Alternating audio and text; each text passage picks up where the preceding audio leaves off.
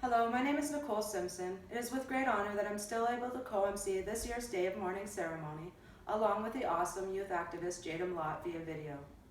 Because of the work I've done for workers' safety, along with representing 48 units in Windsor, Essex as the Women's Rep on Local 195 Executive Board, I feel confident to be able to share my knowledge about mental health in the workplace, how stigma has kept us in the dark, how we can change that, and how the coronavirus has given us the opportunity to finally turn the tides.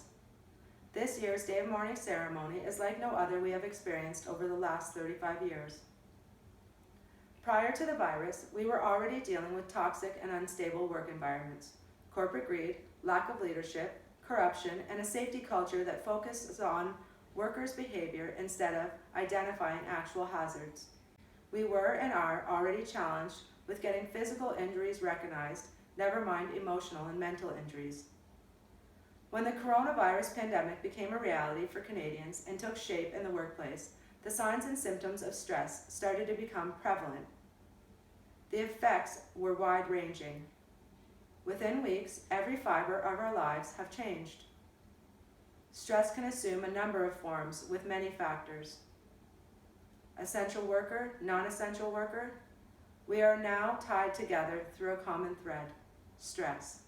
Stress caused by imminent fear or exposure to the virus, fear of the unknown, instant change, and uncertainty. As an essential worker, our biggest fear is that we will contract the virus, and worst of all, that we will bring it home to our families. What about social distancing while still being required to perform your job demands? What about the lack of personal protective equipment? This is just the tip of it. What about non-essential workers? Their stressors are financial and more. How will they pay their bills, put food on their table? Rental costs are outrageous and unfair. What can we do about that? All social gatherings and activities have been halted. We can't visit our loved ones. This all affects our mental health. What about those who are in abusive relationships, stuck in the house with their abusers with no safe place to turn? Domestic violence was already an epidemic to begin with and is now at an all-time high, with no safe place to turn. Domestic violence was already an epidemic to begin with and is now at an all-time high. What about the mental health of our youth? Their future? How are they feeling during this time? Through all of this, there is an opportunity to repair the unhealthy relationships that we have with our employers, as well as within our democratic structure.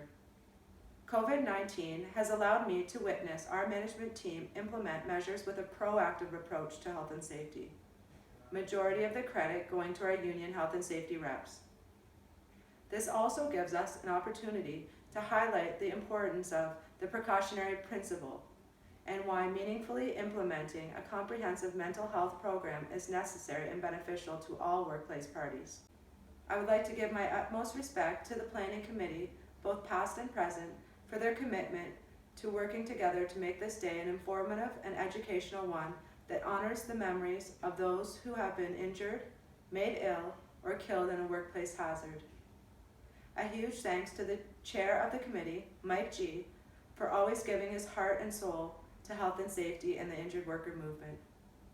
My sincere love and condolences to all of the courageous family members who share their stories to raise awareness about health and safety injustices, and a committed action to change and enact legislation that puts workers' health and safety first over profit. And lastly, I would like to give a heartfelt thank you to all of the frontline workers, our heroes and warriors.